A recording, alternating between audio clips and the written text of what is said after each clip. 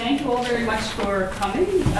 My name is Sal Robinson, and with Bill Martin and Monica right here in the front row, I run the Bridge series, which is the only reading series in New York dedicated to literary translation.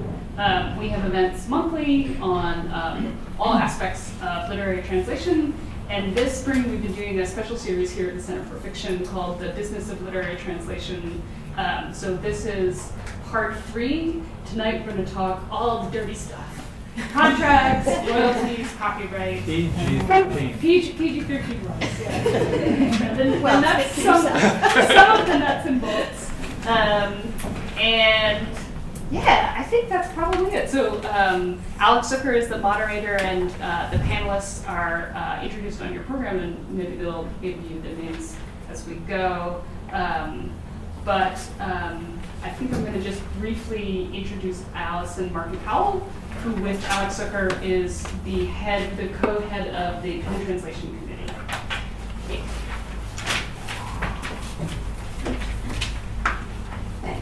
Thank you, Sal, and thank you all for coming tonight. So the Penn America Translation Committee is very pleased to co-present the Bridge series, and this specifically this series on the business of literary translation. The Penn America Translation Committee advocates on behalf of literary translators, working to foster a wider understanding of their art and offering professional resources for translators, publishers, critics, bloggers, and others with an interest in international literature. I just have a couple of things to announce. The Penn World Voices Festival begins next week, and the Translation Committee is sponsoring a record number of events. Starting on Thursday, April 28th at 6 p.m. at Dixon Place, there's a panel called Translating Activism, Ayotzinapa and Beyond. Then on Friday, April 29th at 6:30 p.m. at the Norwegian Poets Cafe, the always popular translation center. On Saturday, April 30th, starting at 2 p.m. at the Instituto Cervantes, there's a panel called Translating Nonfiction When Words Become Walls, which will be followed at 4 p.m. by a tribute to the legendary translator Edith Grossman, Making Translation Matter. Details about all of these events can be found at the festival's website, worldvoices.penn.org.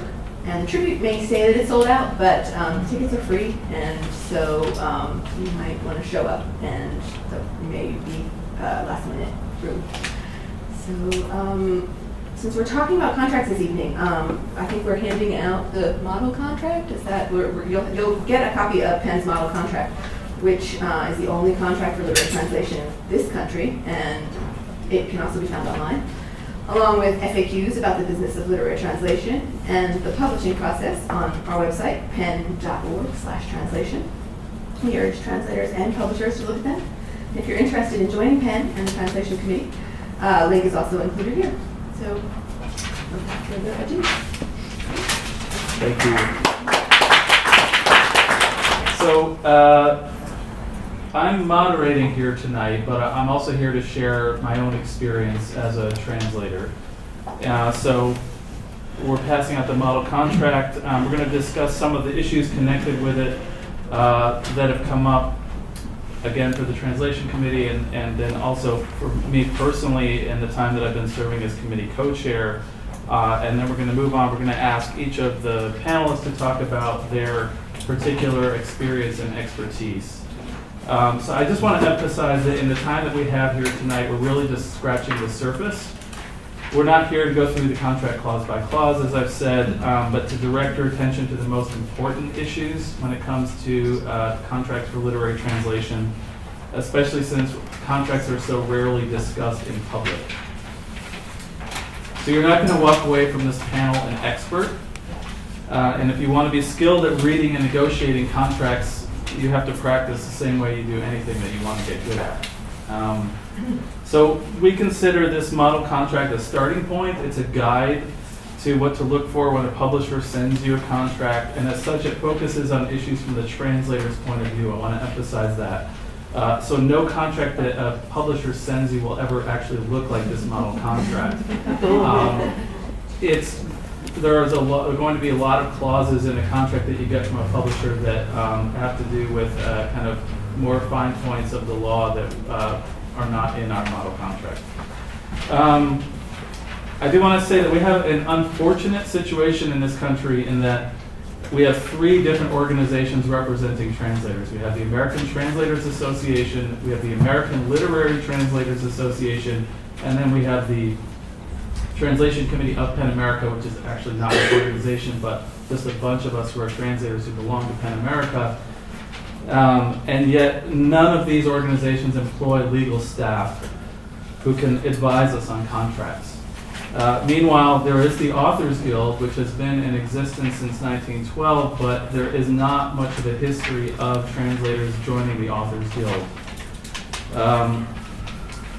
which does have staff who will review your contracts for free if you join. I'll tell you a little bit more about that in a second. So the Translation Committee created this first model contract for literary translation in 1981. But the mission of PEN as an international organization, as some of you may know, which was founded in 1921, is actually focused on freedom of expression. So unlike the Authors Guild, which explicitly supports authors' rights and their ability to earn a living, and as I said, offers free contract review for its members, PEN does not employ lawyers to review contracts for its members. And the Translation Committee, again, made up of translators like myself, volunteering their time to be of service. We promote the model contract, but we can't actually provide legal advice to support translators who use it. So it is does put us in a little bit of an awkward position sometimes. So this is why shortly after I became co-chair of the Translation Committee and these issues were coming up very fast and furious during the first 6 months that I was co-chairing at that time with Margaret Carson, I started, and I realized how many translators needed help and weren't getting it. I started urging translators to join the Authors Guild. And we can come back to this again later. But so what I suggest as a starting point for translators who want to learn about contracts is to go to pen.org/translate, and where you can find this model contract along with a set of FAQs which address not only the model contract but publishing more generally. You can also join the Translators Association in the UK, which is part of the Society of Authors. You do not have to be a British citizen or live in the UK to be a member of the Society of Authors. They will also review contracts for you. To join the Authors Guild, it costs $125 a year. You have to either be published or make more than a certain amount of your income from translation. They also have student memberships for $35. To join PEN America costs $125. For students, it's $25. And the Translators Association in the UK costs £102, or £73 if you're under the age of 35.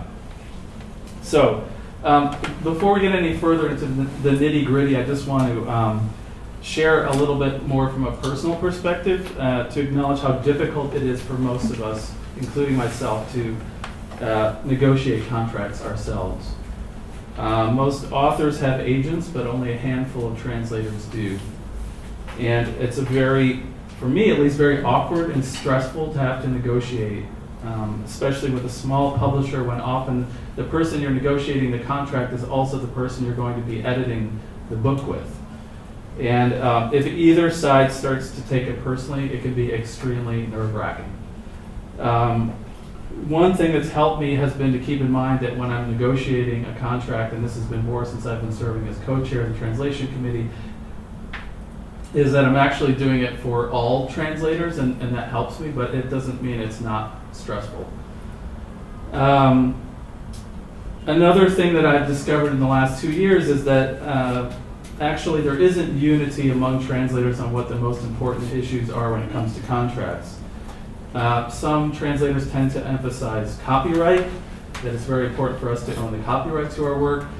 Some people really emphasize visibility, having our name on the cover and our bio information wherever the authors is given.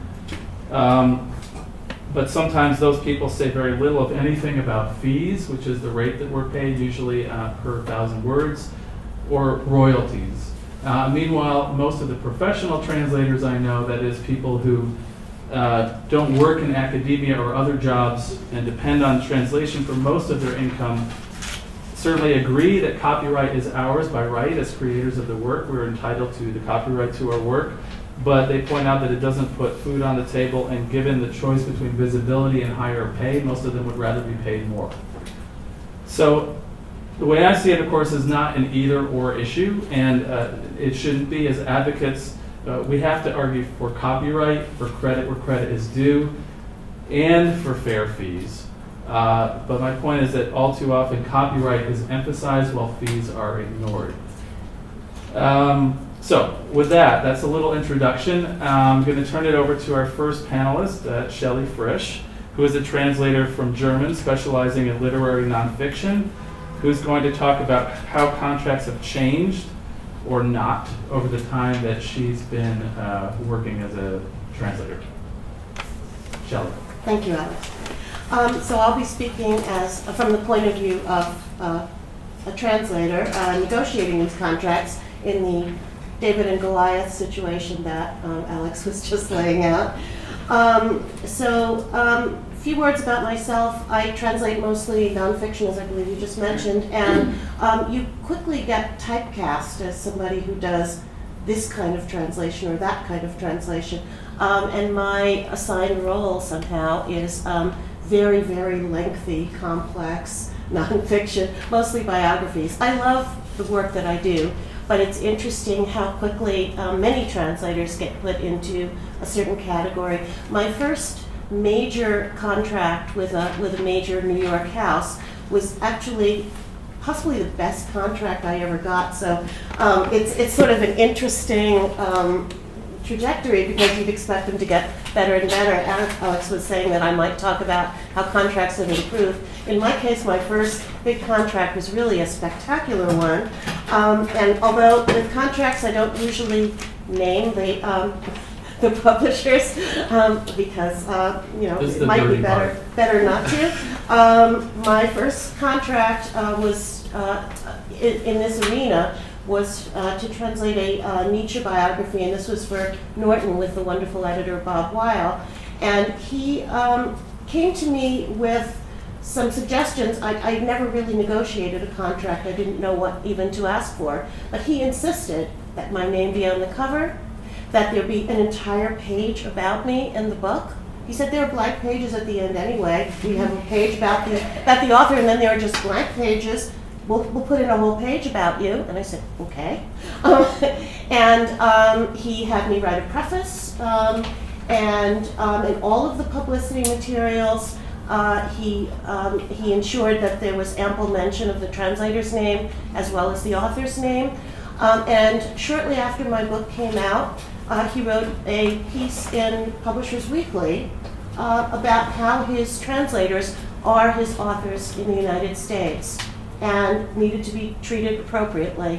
And treated appropriately in my case meant I got to be taken out to a fancy restaurant in Bryant Park and some other things like that. The pay wasn't so good for this one, but then again, it was my first exposure to sort of midtown publishers, and it was a wonderful experience. And these, I assumed that these were sort of normal conditions, and I quickly found out otherwise. For that book, I did do an unpaid sample. That's something we can talk about afterwards if you would like. I haven't done any of those since. After this auspicious contract, I started noticing that other contracts often seem very good, and normally by the time you get your contract, you've discussed all the main points. You've discussed the deadline and the fee and name on the cover and other things that matter to all parties concerned. But when you actually get the contract, which can range, by the way, from very, very brief, called a memorandum of agreement, to sort of mid-length contract running maybe some 3 pages with some legalese, as Alex mentioned, to the most recent one that I signed, which was over 20 pages long and had a lot of legal boilerplate that didn't seem to be about anything particular, but I made sure that even so, read every single word and make sure that there aren't the stealth clauses that one finds, such as you're responsible for translating an index, for creating an index. I don't know about you, but that's not in my skill set by any stretch of the imagination. There were also funny things about what might happen if your translation is deemed unsatisfactory. I've never actually had to see how that plays out, luckily, but then again, never say never. Still, on some contracts, it will say things like, if the project is I had one contract that said, if your project is deemed unsatisfactory, you will have to return all monies given to you, but we still retain rights to your translation and can publish it, which of course was something I was not going to sign, and that clause was taken out. But there are odd wordings, and one doesn't really know what to do, because you're normally told, I work solely with large publishers, and they have big contract departments, and they say, this is the way it's done, and you're sort of Dorothy the Meek, well, I don't really know what I can ask for, but it's very important to take a stand for the things that matter to you. I used to get several clauses, and this is something that's changed over the years, several clauses that would talk about my being responsible for any libelous material in the translation. Now, you never want to sign that. But what I would insist on right from the start is that if there was any libelous material that I introduced into the text that wasn't in the original German, then sure, sue me. But not that I was planning to do that. But that if the author had inadvertently or on purpose, whatever, included libelous material and I simply translated it, that would not have legal consequences for me.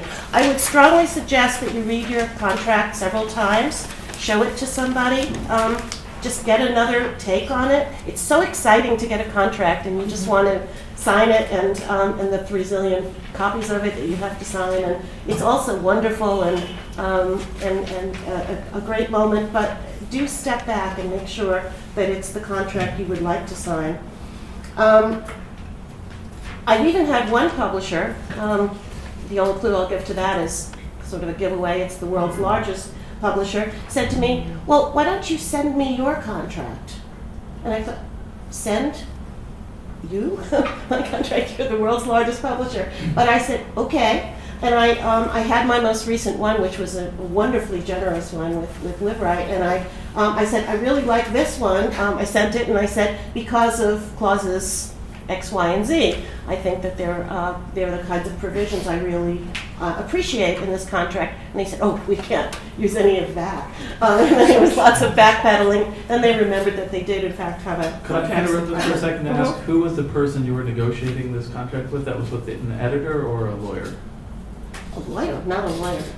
This is usually it's something that comes. Oh, well, the person who said send me your contract was Yeah. the editor. The editor. Was the editor. But of course, the contract itself comes from a different department, from the contracts department. This is unlike the small presses you were mentioning. There's usually an entirely separate department for that.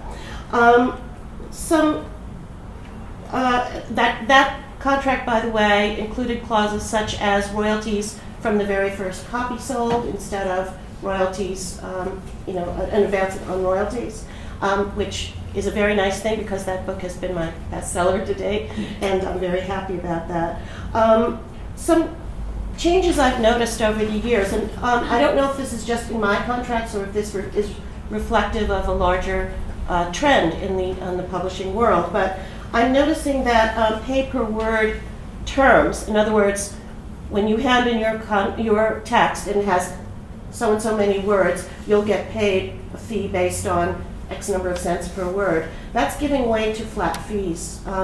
In other words, you base what the flat fee will be on the number of words, but right from the outset, a specific fee is laid out, and it's usually given in 2 payments. One is upon signing the contract.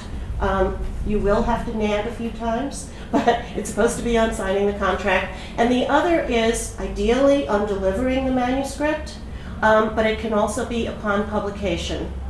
But what can be delivering the manuscript, delivering a satisfactory manuscript, which is open to all sorts of interpretations, and upon publication. If it's the last of those, upon publication, know that publication can be delayed in all sorts of ways. Insist on a clause saying, but no later than, for example, 18 months after submission of manuscript, or whatever you feel comfortable with, but there has to be wording that there's an endpoint when you submit your text.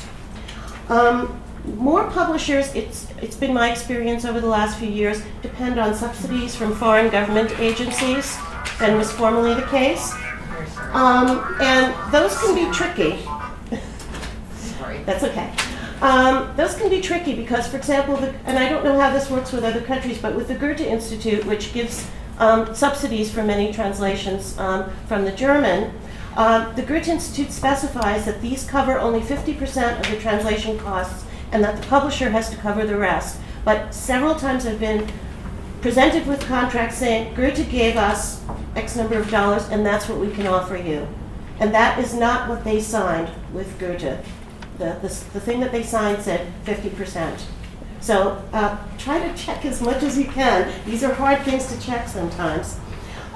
Pay per word, in my experience, is not going up at all. It's just, when I started out, I was getting, maybe fewer cents per word, but that reflects more, I think, my experience and people coming to me with projects. But I don't think that the field, and correct me if I'm wrong, but I don't think that the pay is at all keeping pace with the rise of the cost of living in any way that I've been able to discern.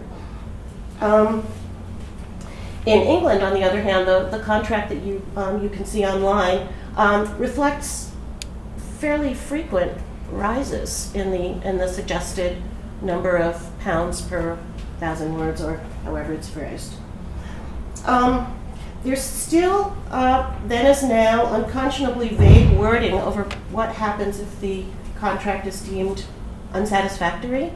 It's a little hard to tell what happens to your book then. And again, I've yet to experience that, but some of them will say that a committee has to evaluate it. Some will say that it's sent to outside readers. Some will say, as I mentioned before, that you just have to return your advance and they'll keep it anyway. That's a very tricky part, and I have to say that with all the pitfalls in that, I still don't know how to handle that when I read my new contracts. The wording is very problematic. Picking your battles. I'm pretty much coming to the end. You can't, as Alex said, you can't argue for all of it. There's a boilerplate contract. You can't ask to have everything changed. What matters most to you? In my particular case, and some people are annoyed by my saying this, but I don't care whether I own the copyright or not. It's never made any difference. I own some copyrights, I don't own others, and I've never noticed it making any concrete difference in my pay, in my rights, in the way I'm treated by the publisher, in anything, really.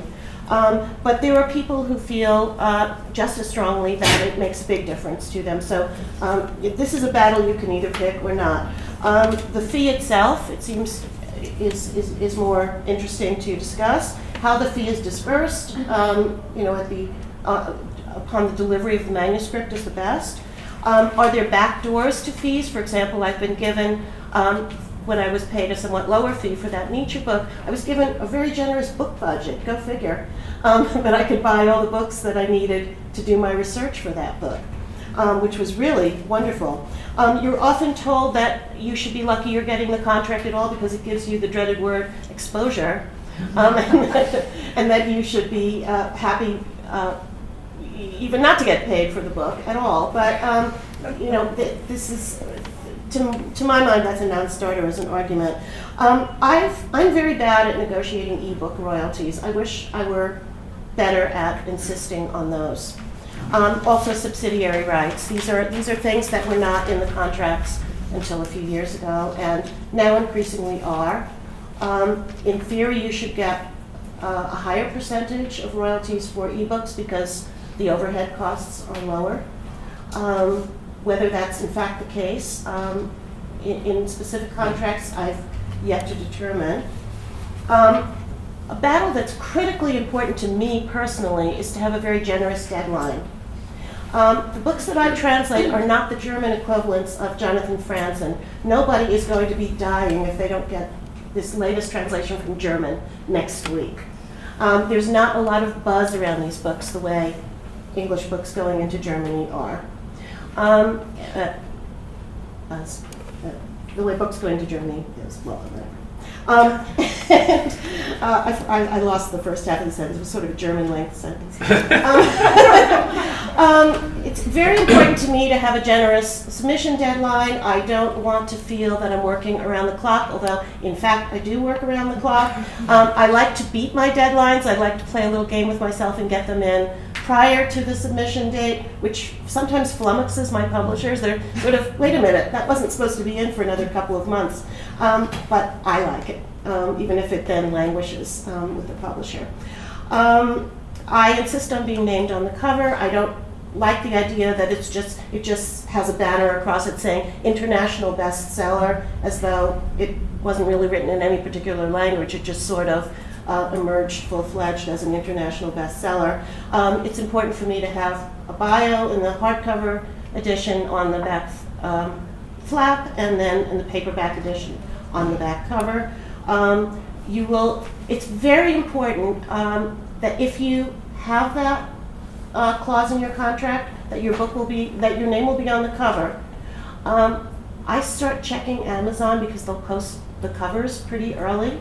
And I've seen in several instances, this is a word to the wise, that the book designer, forgot to put my name on the cover. And then you go to your editor and you say, well, my name's not on the cover. Well, the book designer says it doesn't really fit. Well, that's nice, but the book designer will have to work a little bit harder because it's contractually stipulated. And then they have to go back to literally the drawing board and get it in somehow. Another tip I would suggest is when you're translating into English from just about any language, I think, your authors may know just enough English to try to alter the wording or intervene in some way and be part of the translation process. You need to come to an agreement with your editor, whether or not that's actually in the contract, to talk about the limits of that intervention, because that can stall out the book indefinitely and even cancel it as a publication altogether if there's too much of a stalemate in that. So if you see, I just signed a book contract quite recently with an author who has that tendency. It's very clear to me. And we talked in great detail. The editor said to me, I can't really make that a contractual stipulation. I said, put it in an email, write it out in a way that then we can both refer to it when the author comes in and says, I'd really rather have this word and that word, and it sounds more like the German than, well, yes it would, but final tip is when your book is being copy edited, I love working with my copy editors. They, at first when I get each manuscript, I think, oh, there's red on it. They're messing with my language, and I'm very particular about my grammar. But as a matter of fact, as I go through it, they are very careful and thoughtful and good readers. If you possibly can agree with the copy editor, don't just sort of stat everything, right in the word stat, and these are my words and don't mess with them. Give them some thought. I didn't know, for example, a few years ago that every time you mention a ship, it should be italicized. I thought it was just odd. But in fact, these are the house styles, or in some cases, Chicago manual style, whatever they are, and they do improve the text to the reading public. So give them some credit. What Alex also said, I would agree with, is that in this, what I call the David and Goliath process, it's not fun at all. You have to have nerves of steel, and you are tempted to just give in and sign whatever's there. But this is a chance, first of all, to get things right from the beginning and have the contract that you are comfortable with later on, and you're not kicking yourself later for having given in on all kinds of things. And also it gives you a chance, like an interview, to find out what kind of working relationship you'll have with this particular publisher, and is this going to work? It gives both sides a chance to see what sort of fit there is. I have walked away from a couple where I thought there could be problems down the line on the basis of the contract negotiations. So that's something to think about. In most cases, it's been my experience that if you say something is important to you and they initially say it can't be done, they're not just going to walk away. They're going to talk about it, and in most cases, there is going to be a compromise in the end. And I'll stop right there. That was excellent.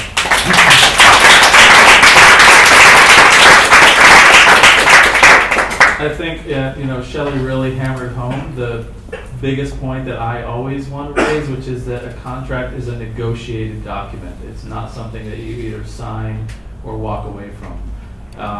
And the only thing I would add to that is that you never have to sign anything that you don't understand. So if you don't actually understand something, you do also have the right to ask them why, the publisher, why is this clause in there? And so I have a lot of questions, but we have two more amazing panelists. So Juliet Grames, who in addition to being an editor is the associate publisher of Soho Press, is going to talk about contracts from the publisher's point of view and why it matters to them so much to treat translators the way that we want to be treated, because it's good not only for us, but the books and the publisher as well. So I hope I'm on the right side of this conversation. I think publishers are usually the enemy right now. So I think at Soho we have the philosophy that a translator is the curator of a piece of intellectual property, no less so than the author. And this is really a kind of, I don't know, it's a very easy assumption for me to make, and I don't really understand why other publishers think of things in any other way. But from our point of view, Alex asked me to talk about why we always register copyright for our translations in the name of the translator. And it's because of what I just said. I think that you are asking a person to work in great detail on a huge piece of work that will take a lot of their time, and you really want them to have a stake in it. And I think that we also have, I apologize for being a little bit crass here, but in most translation situations, you, the translator, are both alive and you speak English. And to have both of those things be true of an author is very rare in a translation scenario. So actually, I have worked so closely with translators as you were saying, Bob Weil said to you, that the translator is basically your author face on the ground. So to have your translator have a stake in the project, meaning a copyright and earning royalties, it's a really basic way to make sure that that person is engaged and isn't just going to wash their hands of it and walk away as if it were a work for hire. So this is our logic at Soho. We like to use the PEN contract boilerplate. Because we know that it feels like a fair starting point. And I've worked at many publishers, and I've seen other contracts, I've seen freelance contracts, I've seen kind of old school models for how contracts are drafted, and I understand, if not necessarily relate to some of those perspectives, but I think that, one of the really negotiating is hard, and it is hard. And Alex said at the beginning, like, most authors are not doing their own negotiating. They have an agent who's doing it for them. And as he said, when you have to negotiate, especially at a small company, with a person that you then have to have a working relationship with, where there's no contracts department, that makes it even harder. And I think a lot of translations are published by smaller presses. So, you're going to often be in this very emotional situation. I do think that pitching yourself or reminding the publisher that if you have a stake in it, it's better for everyone is a really good path. Social media is very important now. Websites, visibility, search engine optimization. You are a person who is searchable on the internet. Your name will come up in Amazon. These are all things. This authenticity will help the publisher sell your book. So these are things that were not true 20 years ago when publishers were sitting on copyrights. So there's more of a reason now for translators to be, not to be given a stake by publishers, but to be able to have a stake in their products, even more so than before. That seems like a no-brainer. And if you have a very, very old school publisher or editor who you're working with who is having trouble with that, I think that if you kind of lay that out gently, we should come to a point that whether or not a translator has their copyright isn't an issue we're talking about anymore. It's also frustrating in terms of we at Soho and a lot of our kind of sister publishers who have similar lists to us do a lot of like reviving out of print books that have fallen out of popular. They're not in bookstores anymore, but they're still really great projects and deserve to be sold, and there would be interest for them. And when you come up against a wall, if a publisher who may or may not exist anymore has controlled copyright on a translation instead of the translator, and you may not be able to get the copyright from that publisher, so then even if the translator really wants you to work on that book, they can't make a deal with you. That sucks. So it's not good for the health of the book, the body of original literature. It's not good for the publisher. It's obviously not good for the translator.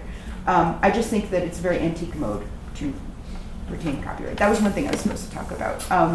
So I hope I've done that. That's our position. That's our position, and I hope that like if you ever go in and have to have this conversation with a publisher, just arm yourself with that. You're like, you are a face for this book, so let them let you be a face.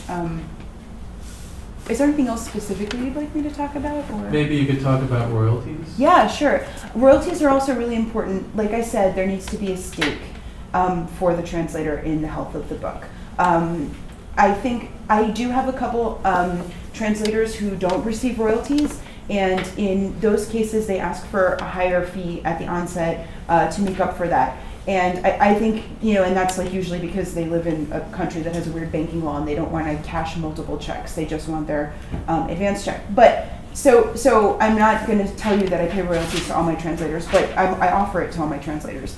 Can you talk about how much? What's Yeah. the royalty standard for Sure. hardcover, paperback, ebook? Yes. So there's an industry standard in general for books. I'm going to tell you what that industry standard is. Pretend this is an English language fiction project, native in English. The hardcover royalties are almost always 10% of the cover price of a book, and that will escalate to 12.5% at some breaking point, usually 5,000 copies sold, and then that will escalate to 15% again of the cover price at 10,000 copies sold. That's industry standard for hardcover. Industry standard for paperback is 7.5% of the cover price for books. There's usually not an escalator in contracts I've seen. Sometimes in mass market, or if you're getting really like rarefied numbers or bestsellers, there will be an escalator on paperback. It's very rare. And then finally, ebook, the industry standard is 25% of net. That means what the publisher makes after, and different publishers make different amounts of money off of ebooks depending on whether it's complicated. I won't get into it. And that's the total royalties though, right? For That the is author. the total royalty. That's not to the translator. No, that's not the translator. That is the total royalty. So if what you need with an editor to have the foresight to set aside money for the translator before they contract with the author for the initial property. So I think what you need is a combined royalty that's, well, from my point of view, I can afford to pay 10% of the cover price on a hardcover for royalties. So that means that a standard arrangement would be 8% for the author or 2% for the translator off of the hardcover price. That's a really standard arrangement I do. Similarly, the 25% ebook royalty, I often suggest 20% for the author and 5% for the translator off of that. And subrights similarly, subrights also have standard splits, or not, they're not a standard. But this is complicated book by book because sometimes foreign publishers are not flexible or have different royalty schemes. And so sometimes, there's the thing that you are, I really hope you're not being taken advantage of by any editors, but the thing you don't see that happens before that is that international business contracting with intellectual property can often be very complicated and fraught.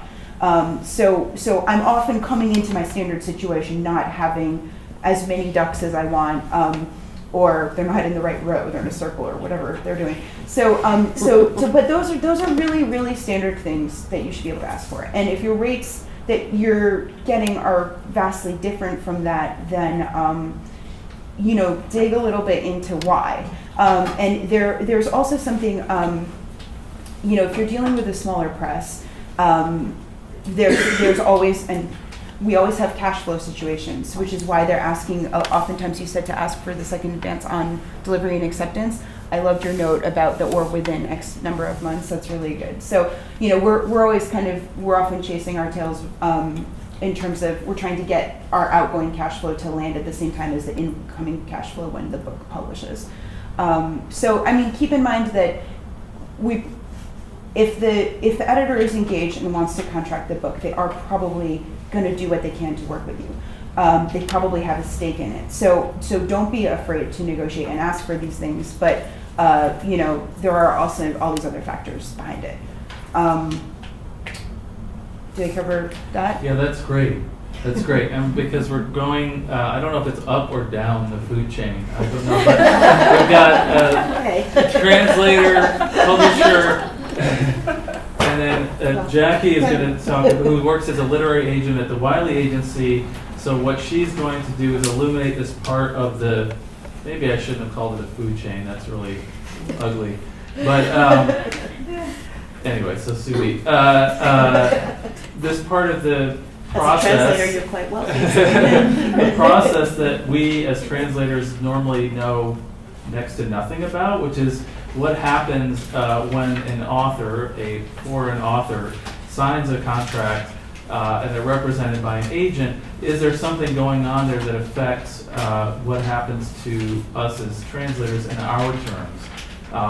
So Jackie, who's got a lot of experience with this, really graciously agreed to talk with us about that. And I'm just excited for everybody, but especially excited about this because I had never heard anybody talk about it before. And I think, most of us, unless we worked in publishing, don't really know anything about this side of things. So, Jackie, take it away. Can everyone hear me? Yeah, okay. So, I first of all, I think Shirley and Juliet made really great points. I agree with everything they said. So I'll just share a little bit about the agent side because I think it's probably something many people don't know about. And to me, it kind of has a dark side and a light side from a translator's perspective. The light side is that, I think that one thing people may be unaware of is that when you have a good working relationship with, just as you might have a good working relationship with the author who you're translating, if you have a good working relationship with the agent as well as perhaps the publisher, that can be a really great, really mutually beneficial thing for everyone. And I've had the pleasure of working with Allison on some of her work, and what you're both getting something out of it, because as an agent, what you really want is to present the work of the author in the best way possible, and that's what helps you, and that's what helps your author. So if the author is a foreign author, they're not really able to help you with that. And the translator kind of becomes the person who does that. They know the work, they know probably the best way to present it, and a lot of times I'm not able to read the work myself in the original language, depending on what it is. So that's invaluable to me. Like, I'm basically just relying on the translator for their description of the work. And if they're able to give me a sample, which we sometimes will pay for, or sometimes they've already done, or they provide a spec translation, that's invaluable to me because I can show that to publishers who, in America, typically don't read the language. Like, most publishers are, if they have some personal knowledge of language, then they'll use that, but there's no system of, like, for most publishers, especially the bigger publishers, there's no system that they have someone who knows the language. They don't necessarily have a review process. So again, they may not be in a position to even consider something if there's no English sample translation. So that's what I'm getting out of it. And then as the translator, when you're working with the agent is better positioned than you to find a publisher for the work, kind of advise you on similar things of like how to find the best publisher for both of you to work with, and informally advise you on things. I mean, I kind of think that, I don't know if others would agree, but I kind of think that the presence of the agent in the negotiation when you do find a publisher is helpful to you as well, even if you're not represented by them, because the editor kind of knows that you are there and you have a relationship, for example.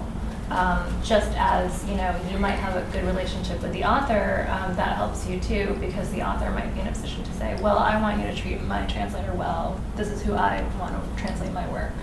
You know, so it's very similar, and it's good to develop those relationships. As an agent, you also want to be respectful of agents, just not to, you know, toot my own horn, but like oftentimes I think that translators don't know the process, so they might have already submitted something to a publisher and kind of gotten a little ways ahead of themselves by the time I learn about it, and then I'm like kind of irate because I'm like, well, if I were handling the submission, I would have done this differently, and now we're like in this pattern, but you know, whatever. So if the author does have an agent with an American presence, which not everyone does, like often rights are being sold by publishers or whatever, but if they do, which is something that we focus a lot on at the Wiley Agency, it's important to kind of go to them and have them be one of your primary sources of communication, especially if you're not in touch with the author directly. So that's, I think, the good side of things, and also something. Yeah. So I think the less nice side of things that I would like everyone to know about is that, you know, in American publishing, especially, it's kind of set up as a capitalist system, and you, as a person working in publishing, you have a certain role to fulfill. And so when, as an agent, like I work with editors, and I'm supposed to represent the interests of my client, the author, and you know, Julia, or the editor, is supposed to represent the interests of the publisher. And so you kind of have this little bit of back and forth, in which hopefully each side is like equally well represented, and so you come to an agreement. So it's kind of like a checks and balances system almost, kind of like the government, except I don't know if either of those things is working. I hope everybody voted today. That's You know, so one side keeps the other side in check, and when I'm negotiating with a publisher or a publisher is negotiating with me, we're both very well aware of like our role. I think that with translators, sometimes I find that they don't really understand that, and they don't know what each side's interests are. And I find that when you have a good relationship with the agent, it can be really great for everyone, and it can work out really well for everyone. The flip side is that if you don't really understand that, it can be extremely awkward and you know, belabored, and it can be very difficult because there are times when my job is to protect the interests of my client, the author, and I'm not in this business to like be punishing translators. Like I don't, you know, I want to see translators being paid a living wage or whatever they need as much as anyone, but that's not my job. And I feel like there are some awkward situations that you can get into where I feel, well, I can't really tell the translator this without compromising my author's position, and that's my job. You know, so I would just want everyone to kind of be aware of those interests that are at play in the negotiation. And like similarly to what Julia was saying, like the publisher also has their own interests. So it's important to just understand the different sides of that.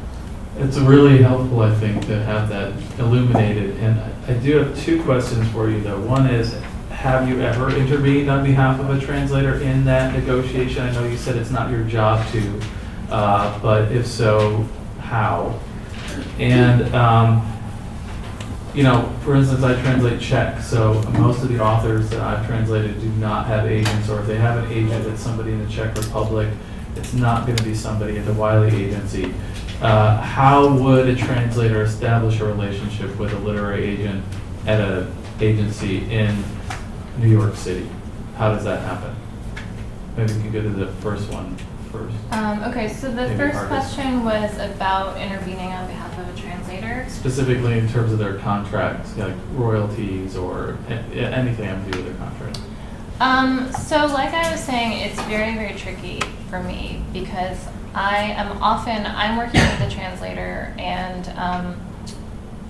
and I have a relationship with them, you know, because we're working together on this project and we both have an interest in like finishing it. But at the same time, it's not my job to negotiate their contract, but I'm kind of involved with them. So typically, you know, what might happen is I might kind of informally just advise them without giving really numbers or, you know, exact language. Like or push things like or that. don't push, or when you say informally? Yeah, I mean, I'm trying to think of what I can I think you've got say or some not wiggle room say. here. Or, yeah. Yeah, I mean, I think that I can talk to the translator about my experience without necessarily like naming the things that I've negotiated and say, you know, the publisher said this or that when I talk to them. Maybe that gives you some information, like that kind of thing. There's a few rare instances where one thing you and I, Alex, talked about earlier is that there are lots of different ways of structuring a translator agreement, and I've seen probably every possible iteration, and they're all extremely different because there aren't really standards for that, which is one of the reasons why we're having this event. But you know, another possible arrangement that if you have an author who you work with regularly, sometimes the translator will have an agreement with that author directly rather than with the publisher, which is like the normal agreement. And in those situations, sometimes some arrangements I've seen are like you split the amount that the author is getting. You know, you get a split of that, or you have some fixed rate with the author. And that's something that, you know, is great because it's kind of like the terms are all clear for everyone and you're all working together. And the publisher doesn't really have to worry about it because it kind of comes together as a package. One thing I've heard happen repeatedly is that, or it's happened to me even, is that when I negotiating a contract with a publisher and I ask for a royalty that maybe wasn't even in there at all or want more, the publisher says, well, okay, but that's going to have to come out of the author's share then. So I'm wondering if there's ever, you know, this is what I was thinking of, a situation where you are able to maybe gently suggest to the publisher that they need to leave room, so to speak, to offer the translator royalties rather than putting the translator in that really unfortunate position of having to suggest to the author that my share's got to come out of yours. Juliet is laughing right now. Did you have a comment? It seems like it would be directly contradictory to her interests to do that. So I would guess that you would have to say no. So that issue has Tough. come up many times. Like that is a very common issue, and it really is hard because typically the publisher has a fixed, like the standard royalty rate that they give is typically they're going to be losing money if they go over that, you know, to a certain extent. At the same time, the author, like you said, it's like contrary to my interest, to my author's interest, to recommend that they give up some of their share. I have done that because it seemed like that was the best way to move the project forward, because it was just like, because often what I found is that there's simply no budget for additional translator fees. And if you don't split off if the author doesn't split off part of their royalty, it's very difficult to understand how this book would be translated at all. And usually I find that the author themselves is pretty happy with that arrangement because authors typically are sympathetic to translators, I would say. Yeah. Like, they're on your side. I'm like a little less happy with the arrangement, but sometimes there's nothing I can really do about it, so. How are we doing on time, by the way? It would be great to have some questions if you're ready. Okay, this is why I said we're really barely scratching the surface here. Obviously, we could sit here for hours and hours, but I wanted to at least get some of this stuff on video because, again, it's so rarely spoken about in public, and so we're speaking not just to you here in this room, but to all the future YouTube addicts. So, all right, so I guess, unless you have a question you want to ask, I guess we should open it up, because you're all here, and you all came, and so, questions? I have a question for Shelley Frisch, because I also do a lot of literary nonfiction. And one thing that I've come up against, as far as word count is concerned, a lot of the books I translate are way too long, and I also have to edit them down. So if I were to be paid on a word count on the basis of what's actually published, I would be getting totally ripped off. So, I mean, do you find that you can negotiate fees based on the original word count of the original work instead? I mean, for me, that's definitely a much better situation, because my editing work ends up being for free in the first place. Plus, I wouldn't even get paid for everything that I'm translating if it's only what's actually published. This is an important issue, and it's decided in many different ways. Usually publishers will like to go with the word count of the source text because it's definable. It's the translation doesn't exist yet. Now, that works to some people's advantage. It sounds as though in your projects it would work to your advantage. In my case, it works to my disadvantage when they insist on that, because I'm sort of a wordy person. And in nonfiction, I find that German texts leave a lot of gaps in the expository prose. And I like to connect the dots because I think that that's the way American expository prose reads. So designed to be more appealing to my new readership, I'm trying to not make the gigantic leaps of logic that I find in my original ones, but actually smooth out the expository line of argument. And my Kafka biography author, we've done a 3-volume work amounting to some 2,000 pages, and he determined that my translations are 12% longer than the original German. It obviously would be to my advantage. In the old days, when I first started translating, we would do a word count at the end, and of course that worked to my advantage, probably not to yours. I did work on a project recently, in fact the book that's being sold back there, that I had to pare down. And that became very tricky in terms of what that meant for payment. And I could go into all the sort of details maybe in a separate conversation. That probably is not something to put on tape. But we worked out a system that made sense for all parties. Can I add, I really, really like the estimated word count that turns into a negotiated lump sum in the contract, because per what you were saying about editing, I think in America, we edit books a lot, and in a lot of other countries, there's not as much editorial work that happens pre-publication. And for you, the translator, to feel that you're going to be compensated based on our end product word count, as opposed to, it really hog-ties you in terms of being able to freely make those kinds of changes. So I think that just to free up the editorial process, it's really nice if you know what you're getting paid and it's a number. So I try to turn more of my contracts in that direction when possible. It's not always easy. Some languages go up, some go down. That's a difficulty. But I do like the editorial freedom. There are 2 translators in the room who have worked with me, so they know how much I like to edit translations. And I don't know if that's controversial, but I do like that they're doing so. Not controversial. So we're going to end up here and then over there. This is a question for Shelley. When you mentioned a situation where you were offered what the Goethe Institute was willing to give to, but that was really only supposed to be 50% of what the publisher paid you. How do you handle a situation like that with the editor? Because perhaps they're just confused, but it seems more like they're actually being kind of borderline dishonest. And how do you kind of call them out on that while maintaining a good working relationship?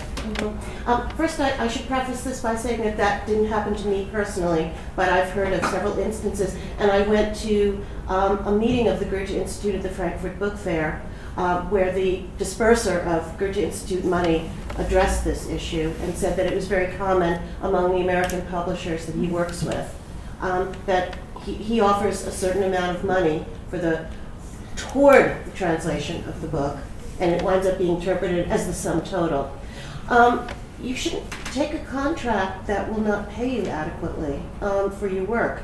I've been offered books that are quite lengthy, and they specify a sum that would give me, when you really do the math, of sort of 3 cents a word or something. That may be worth it to some people for whatever set of reasons. I would not encourage anybody to take those contracts. It sort of brings down, I think, the whole profession to accept those sorts of rates. It's sort of like the old TV show, I can name that tune in 5 notes, I can name it in 4 notes, and I think maybe Amazon Crossing does some of that. I'm not really quite sure, but I think you should walk away from a project that starts on this sour note of, we only have this to give you, and you should be lucky to get that. Again, there may be personal reasons that you may want to take it anyway, but in general, I just step back, and there are other projects to do. Just to, again, get this down on tape, so to speak, in conversations that I've been having with some of my colleagues at Word, always sounds strange to me, Czechs use it so much, but about fees, because it is the one that most people dance around the most. There is a general consensus that the fees have not been going up at a rate that keeps pace with the increasing cost of living, and some of the people I've been talking to have been talking about 15 cents a word plus royalties as being kind of a baseline, or 18 cents a word with no royalties. No translating organization can actually post anything like that on their website because we're not unions and we can't do collective bargaining. But just to give you a ballpark idea of the kinds of rates that professional translators are considering bottom end acceptable these days. I think this is the last question we have time for. I'm sorry? So I think this is the last question we have time for. Last question, okay. And then we'll happy to answer anything over the wine and stuff, so yes. This is more a kind of a comment. I found it very interesting that I was reading recently about the International Man Booker Prize, and the finalists are 6 authors that are from different countries. One is from Italy, the other one is from Portugal, and several other places. And I was reading online what the authors were saying, because the prize is going to be shared 50-50. And I thought, wow, gee, here is something very interesting, because it's a win-win for both author and translator. And it seems to me it should be that way, because one for me is the higher creator, and the other gives an incredible exposure and visibility to the work that is being done in a language, for instance, Portuguese or Italian, that is spoken by a very small minority. So it seems that it's much better to look at this as a win-win situation for both sides. Well said. Can only agree with that. People may or may not know that in the UK previously, though, there were 2 prizes that concerned international literature. There was the Man Booker Prize and the International Foreign Fiction Prize. And the International Foreign Fiction Prize split the money between the author and the translator. The Man Booker did not, is that correct? And so now they've been merged into one Man Booker, so there's only one prize for international literature, but it does recognize both the author and the translator. Now the money is more. So some people felt like that's better, some don't, but that's what happened just starting this year. So last year was the last time they gave the International Foreign Fiction But the Prize. authors were all agreeing with this. They were interviewed, and I was Oh, reading yeah. the interviews, and the authors all said. Well, they the better 6 agree authors- because they wouldn't exist in English without the translator. So I mean, all right, so I guess we have to end it there. Sorry we couldn't do it longer, but I'm glad that we got to have this conversation. Thanks again to the amazing panelists.